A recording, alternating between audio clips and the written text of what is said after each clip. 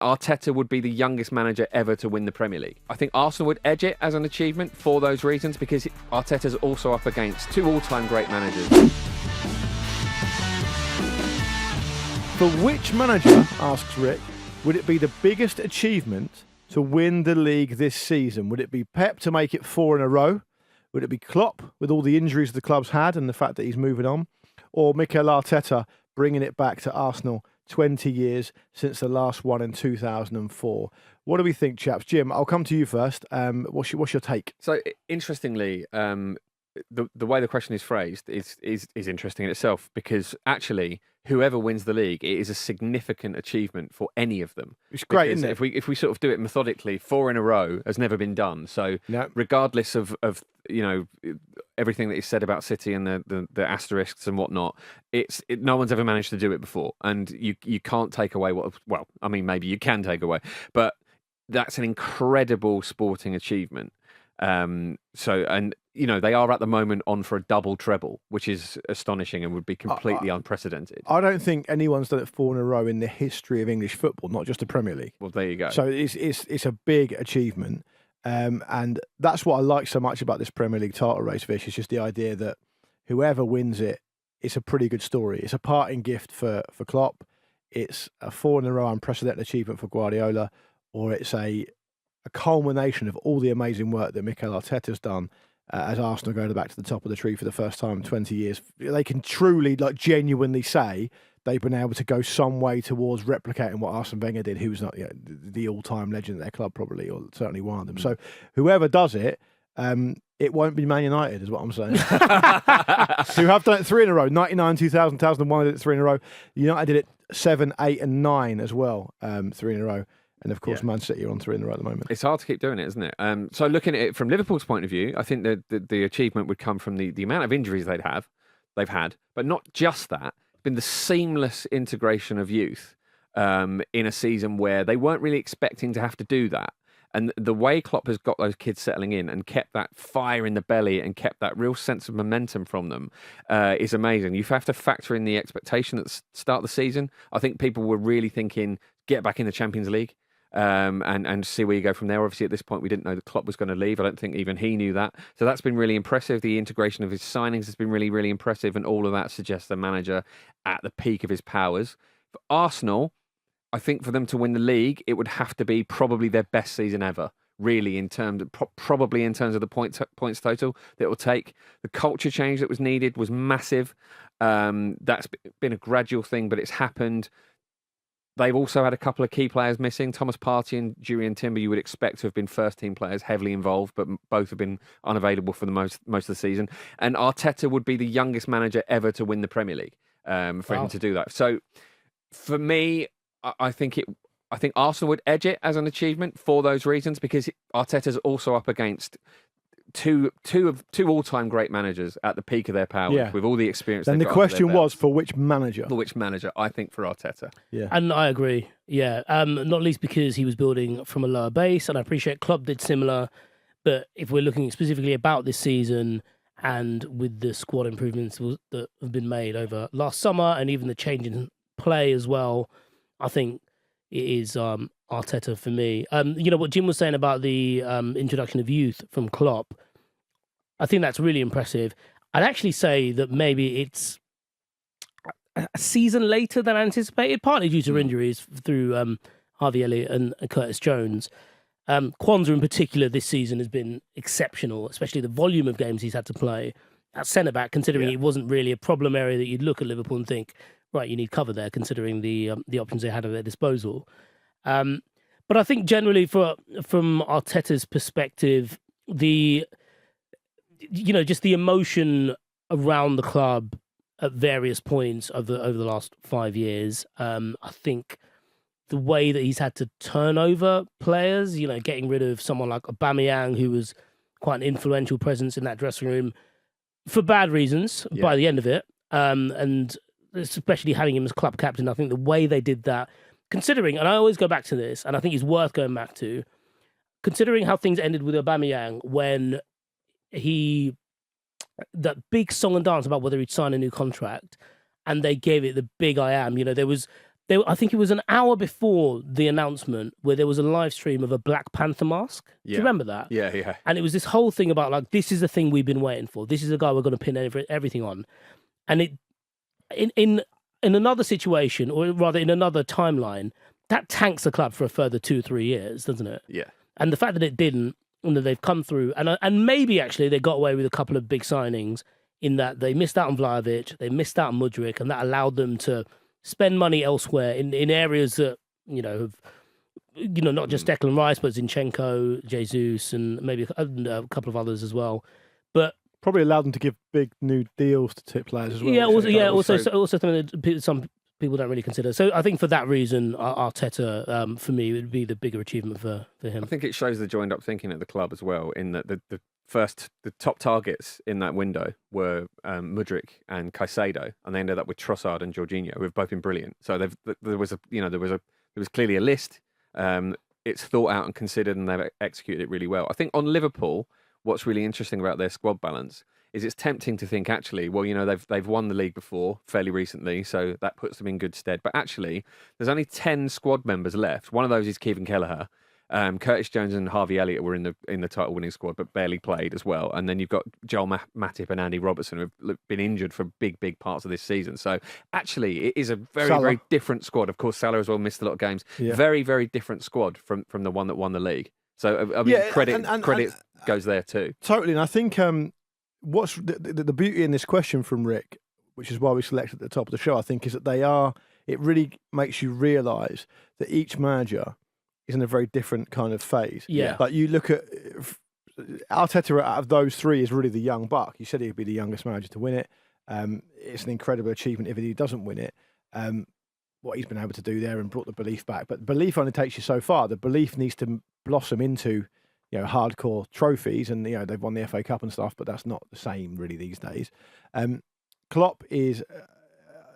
This is a big build-up to me saying that I think I agree with you both about Arteta, but just to give it a bit more context, if Klopp goes away from this season, leaves Liverpool, and he's only won one league title, I think he can consider himself to be fairly hard done by. I think that's quite meagre return domestically, given what he's been able to do, and given how close they've been. It's really, it could well be now, hopefully, that we see another new rivalry come through, and it's Arsenal, Man City, perhaps Liverpool, depending on what happens after Klopp goes. But really the defining rivalry at the top of the Premier League for this mini era has been Liverpool-Man City. And I think it feels, on one level, a bit unfair that Liverpool only picked up one title under Klopp. I feel like on another day, in another way, they could have picked up a couple, and it would have felt a bit fairer to me if it was a little bit more balanced. But the league table is a league table. And then Pep Guardiola is obviously the best manager in the world, has been for some time, and really is an outlier in everything he does. There's no real credible these days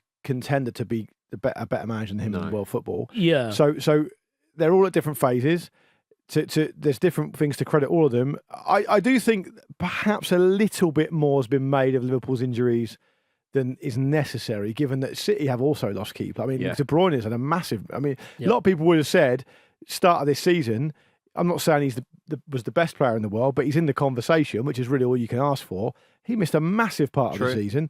Edison's missed big parts of it as well. They've had other players that have gone out really serious injuries, long-term injuries to big players, to every kind of player now. It's just part of football because of the amount of football they play. So I don't want to overstate that too much, but I think for Klopp to be able to do the transition you talked about, the turnover of players and stuff is a really important way of looking at it. But then you could argue that Guardiola getting the intensity so high that they could do 4 in a row is also amazing. One thing we haven't talked about though, chaps, is the idea of the wage bill. When all of us read the book back in the day, who was it, Simon Cooper, talking about transfer fees don't really have a big correlation between titles won, but wage bills do. Yeah. The wage bill situation, as far as I understand it, top of the wage bill in the Premier League is Manchester United, apparently. They're not in the conversation, but then also we don't really know, do we? Be careful what we say. We don't really know how much Man City are paying on wages, but Man City are up there second, according to this list I've got in front of me here, which is from around December. Arsenal are third. Liverpool way down in fifth. Liverpool paying less for wages than Chelsea are at the moment. So in terms of wage bill, you could probably or possibly say that it would be an amazing achievement for Liverpool to do it, no? Yeah, I think like what you said there about the the different managers in their different periods in their career, you can almost extrapolate that to the club situation as well, and like making the most of what you have. Now with Pep Guardiola, obviously it's one thing being able to bring those players in, and when you talk about wage bill there, you talk about depth, don't you? Really, because you know your starting 11 is going to be of a or the certain ability caliber. to retain real top players. Yeah, and that on minimal game time, let's say. Yeah, someone who's going to be happy playing just 20 games a season when they could be playing 40 or 50. And with Liverpool and I suppose Klopp specifically, it's the idea that he's got them all to buy into what they're doing. Like someone like, if you look at their midfield, basically, it was ultimately thrown together this season because of, the surprising losses of Henderson to a point, but Fabinho as well. Obviously, his form fell off a cliff last season, but he was, at one point, the defensive midfielder to have. Also, the general unavailability of Thiago as well is a factor in that. Yeah, so a good example, so when Liverpool played Manchester City at home, at the time of recording a few weeks ago now, they started with a midfield of Szoboszlai, Endo, and Alexis McAllister. Yeah. So, I mean, I'm not saying that's good or bad. I'm just saying that's not something that would have been anticipated. No, not at all. Even someone like Endo, who feel like he's grown into the season. Maybe about January, people are having a conversation and being like, well, actually, he's an exceptionally good and top tier defensive midfielder. Certainly a screener for that defence who have had a decent number of injuries, and that comes from Klopp being able to not just articulate the style of play, but also like what it is to be a Liverpool player. Because, someone like Szoboszlai is really lent into that, I think. There was a couple of Gerrard comparisons there in terms of like, scores, bangers, heaves passes, across the field from 50 yards. He also feels a bit like a scruff of the neck player where he'd try and grab a game. Exactly, yeah. You kind of, like, there is I don't know if this was articulated to him directly, but there was clearly a point where he understood that at a club like Liverpool, you can be that player. In the structured world of modern football, Liverpool does seem to have this one gap, as it were, where, if you want to be a bit Roy of the Rovers, like you can. If there's a 20-minute period that you need someone to grab the game with a scruff of the neck, don't have to rely on pass. Pick the ball up and. But you don't think Declan Rice does that for Arsenal, or De Bruyne does this for Man City? Yeah, I don't think De Bruyne's role for City is one of those kind of players, no? Not so much for City. De Bruyne is just Kevin De Bruyne, though. Like, the role Kevin De Bruyne plays for Man City is Kevin De Bruyne. When he's replaced by someone, that gap doesn't open up. In fact, it closes. And actually, it's probably more Rodri who takes that mantle. I think with Rice, it's a bit different because what Rice does is actually incredibly constructive and fits in with how Arsenal are shaped up. He's added so many dimensions to his game, though, since But he's always had those dimensions. He has, he's just never used them as much. Yeah. Well, I actually, you know what? I think often when people say that about Declan Rice, it's based on the England iteration of Declan Rice. He was a lot more all action for West Ham, to be fair to him. No, but what I used to hear all the time, when I interviewed Declan Rice a couple of years ago when he was at West Ham, and we talked quite a lot about how everyone says to him he should be getting more goals. Everyone says to him he strikes the ball so well. Everyone says to him he needs to grow into the role of moving forward. Yeah. I don't think he moved. He was definitely billed to start with as like a holding midfield player, and he's definitely added a lot of dynamism to him. Where he's all round. Marcus was saying on Thursday that with the exception of Harry Kane, he thinks Declan Rice would be the biggest miss from England. Oh, without a doubt. Because he's just irreplaceable. No right? one else but does that. But without getting off the point, let me come back to you, Jim, because the idea that I think we all kind of agree that Mikel Arteta would probably. The answer to the question from Rick is Mikel Arteta. It would be the biggest achievement for him to win the league, given what he's up against, given his relative experience, given where he's come from and brought Arsenal to. But is that not because partly that someone like Pep Guardiola has raised the bar so high, we're judging him by his own high standards, and we're forgetting how consistently amazing that the level he's been able to take that team to? Yeah, I mean, I think those two things can coexist, though, right? The fact that Guardiola has raised those standards still means that you've got other people having to compete within them, and then set new bars. As I said, sort of at the start of this conversation, it will likely have to be Arsenal's best ever season to win the league this year. But Man City are the team who are maintaining that level every single year. Oh, absolutely, yeah. But which is why that should Arsenal manage to overtake that, I suppose City deserve credit for raising that bar, but whoever comes out on top of the pile comes out on top of the pile. But I think we're all agreed, aren't we? Here, I mean, we can move on. I think it. I mean, we've got an Arsenal fan in the studio, so maybe that's part of it. But I think Jim, Vish, and I are pretty are pretty neutral. I'm neutral just because I am neutral. Vish is neutral because he probably doesn't want any of them to win it, given that he's a Manchester United fan. And there's been a rivalry with each of those teams over the years. Fair. But it's a kind of little brother rivalry now for Man United, isn't it? It's like a really spoilt little Are we the brother. little brother? Yeah, you've got Your all the Leeds money. or Blackburn to them now. Yeah, you've got all the toys, but no one wants to play with you. We're like the little blonde fella from Game of Thrones. Yeah, Joffrey. That's you're it. the Joffrey of the Yeah. Premier League. So, look, Rick, thanks for your question. We think it's probably Mikel Arteta. I'd be interested to know what everyone else thinks. So do get your comments in and get your questions in for next week as well. Vish, you've got the next one. Yes, I've got one from Goofy Goober 26. It's good because you want to distinguish between the other 25 of them. Yeah, Yeah, of course. It's important. I feel like he's all 25 of them. He just forgot the password. yeah, he keeps going back to the well. He is a goof. Yeah, he's a goober. What are you like? Yeah. So this is relating to the Harry Kane statue that recently went up at Chingford Station. What player or moment in football would you have immortalised as a statue? I think you not knowing Sean Connery's dead, How would you do That that would as a be good. statue, though? sat in your chair with the mic in front of you, but just your face is done up to make you look like a moron. Yeah, and you But then if my mouth's open, people would just like pretend to like shag my mouth, wouldn't they? Oh, Vish. But, like, they, I was going to what's the say, downside to this? in point. gold, like Goldfinger.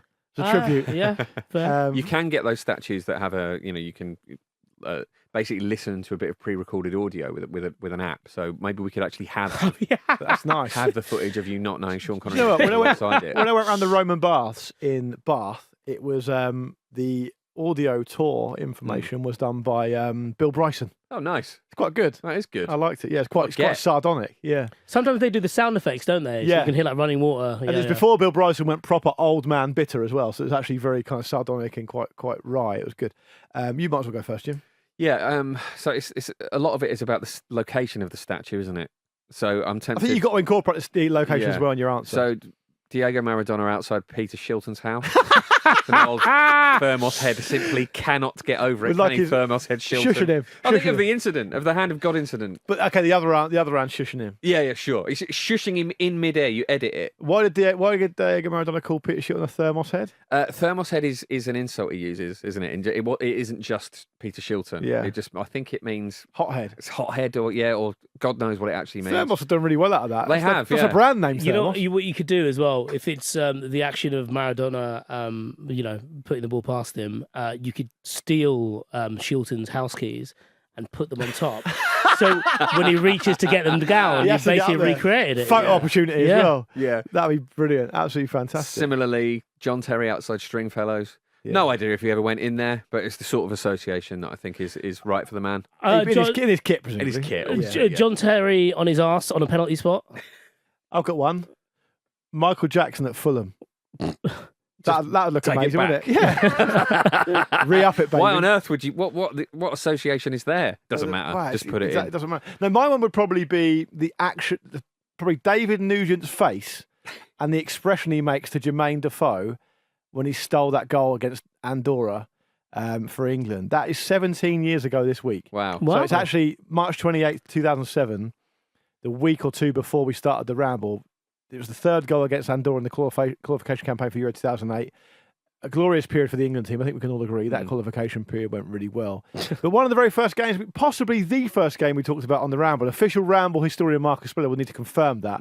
But our show did start a week or two later. So if it's going to be a Ramble-themed statue outside the studio, what better than David Nugent making that face to Jermaine Defoe? If you watch it back on YouTube, he looks like partly embarrassed, about 10% embarrassed, but 90% I don't fucking care. Yeah. Because I never thought I was going to have this. Yeah. It was very much, come on, this is business. Business time. Yeah. And Yeah. it was a bit of it was almost, because he's a Scouser, David Nugent. It was a little bit kind of like cheeky Scouser moment as well. Like, you would have done the same, you would have done the same. Yeah, right. But if not that, if the authorities won't accept Nugent's goal line steal, then I will compromise on the statue of Steve McLaren with his umbrella permanently installed on the touchline at Wembley. Nice. Yeah, that seems like a, in Margate, where I can't remember who did them. I feel really bad about this, but those statues that are only visible at low tide. Anthony Gormley. Yeah. That's it. Yeah. Is that at Margate, is it? Yeah. Okay, yeah. right. Having that, but with McLaren and the umbrella. So when England go 2-0 down, it comes out of the ground. Yeah. Yes. Yeah. Yeah. I've often thought, I mean, it's a kind of serious answer. I've often thought that, and this is the last thing he needs, right? I don't think Gary Lineker needs any more attention, to be perfectly honest. But him looking at Bobby Robson and pointing to his head when Gazza is crying, that would make a great statue. Or Gazza drying his eyes with his shirt with his abs. Yeah, Gazza with the shirt. Because I think I think it was Pete Davis, wasn't it, in All Played Out in the brilliant book, which then got retitled to One Night in Turin. It's worth reading about England's experiences in Italy in 1990 World Cup and the fans and all the rest of it.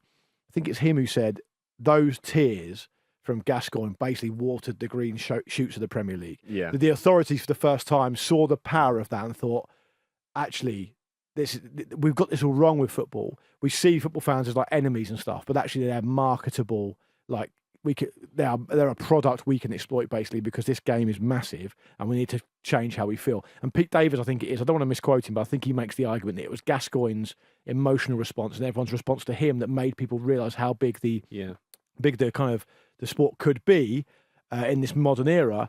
And they would never do that because it's quite abstract, but I just think that's quite a nice nod to what Gascoigne actually was able to deliver. Well, you say that, but a statue doesn't always have to be something that's purely about a moment of celebration. It can be something thought-provoking. Yeah. I think you argue it should be something thought-provoking. Yogi loves scratching his balls. Well, there is a statue of Zidane headbutting Marco Materazzi. Is it still, I think it's been taken down. It was in the Pompidou Centre in France, and it's now in Doha. That's annoying. That's worse than chucking it in a river in a canal in Bristol, isn't it? Yeah. I also thought Michael Owen outside Wembley, but a life-size version of the bobblehead ones you used to get in the 90s.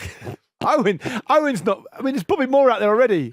Yeah, but he didn't have a little bobblehead in the 90s. Oh, meet you by the bobblehead Michael Owen statue. Neville Southall, just like 15 yards away.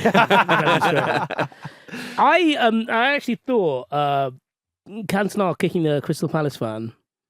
How are you going to statue that though? You can statue anything. You just need the little rod, like holding it up. That's true. So he does the kick, yeah. Or the Crystal Palace fan, a statue of the Crystal Palace fan in the dock claiming that he said, "That's an early bath for you, Cantona." It's the most unbelievable quote ever. It is literally the most unbelievable quote ever. I also thought maybe a series of statues around the Etihad marking Adebayor's celebration against Arsenal. That is class. Yeah. The track around, his footprint. So you could do it. You know, sometimes... That's when I carried you, Jesus. You know, like sometimes you go to like the NBA store in New York and they'll have the different heights, also hand sizes. Yeah. So you can see, so basically you can actually do the route, so you can run it. How quickly the can length, you do it? Yeah. Adebayor did it in X amount of seconds. Exactly, Can you yeah. do it? Yeah. I think sometimes they do it in like exhibitions about athletics, where it's like you can run alongside like someone who does the 60-meter dash. Be a good half-time thing. There's a great Instagram account. I was telling you guys about it, where there was a treadmill at one of these events where you could see how long you could run for the marathon pace for. London Marathon pace, or marathon world record pace, and even athletes, other athletes could only do it for 20 seconds. But anyway, I think the sad reality is that because we're England fans here, and there's no chance of England having a statue towards anything until they actually win something. I reckon if England were to be successful this summer, whisper it. I reckon there would be a statue off the back of that for sure. Yeah. I mean, it's like when England won the Ashes, everyone got a fucking knighthood, didn't they? They did, yeah. Even Paul Collingwood, who played one game and scored like 27 runs. He didn't get a knight. He got like an OB or something, right? He got something like that. What? So imagine that. Sir Kobe Mainu going into the New Zealand. Yes. So sincere answer. I think it'd be incredibly cool if there was a statue of Andre Iniesta celebrating his World Cup winner. Danny Yarke. With the Danny Yarke shirt. Yeah. That's good. That was like a really important moment that I think bonded a lot of Spain, because it was a realization of a incredible core of players, and also a bit of their beginnings, and just the link with from the top down with Spain and Spanish football as well. What a player as well. What Lovely. A player. Jacko has been in touch. It's not the one from the Fulham statue. It's the one from the Discord. He wanted to credit fellow friend of the Ramble, Ben, for this question. And Ben asks, surely the collective noun for Fulham fans should be a Waitrose of Fulham fans. What would other clubs' fans be called as a collective? Newcastle fans would be called a Greggs of Newcastle fans, in my opinion. Yeah. Thoughts? It's that. I mean, Greggs of Newcastle. So Greggs based in Newcastle, and it's got a famously massive There's a Greggs, really big right? one there, isn't it? We saw it that time. So if you go along that theme, you also about a Parmo of Middlesbrough fans. Yeah. A Parmo. A tattoo. A tattoo of what? Portsmouth fans. A tattoo of Newcastle fans. A lot of them got the belly True. ones, haven't they? Dissonance. I think a tattoo of Portsmouth fans would work well. You get yourself down there. There's obviously a naval tradition. moderate criminal element as well. Who back in my day, when I was young, and you guys will probably remember this, the only people who had tattoos back then were sailors and criminals. Yeah. Now it's everyone. So a tattoo of Pompey fans, I think, would work quite well. That is good. Fulham do lend themselves well to this. You could have a portfolio, a landlord, A hamper. a camembert. They all work. All of them They work do really all well for work. Fulham. A camembert of Fulham fans.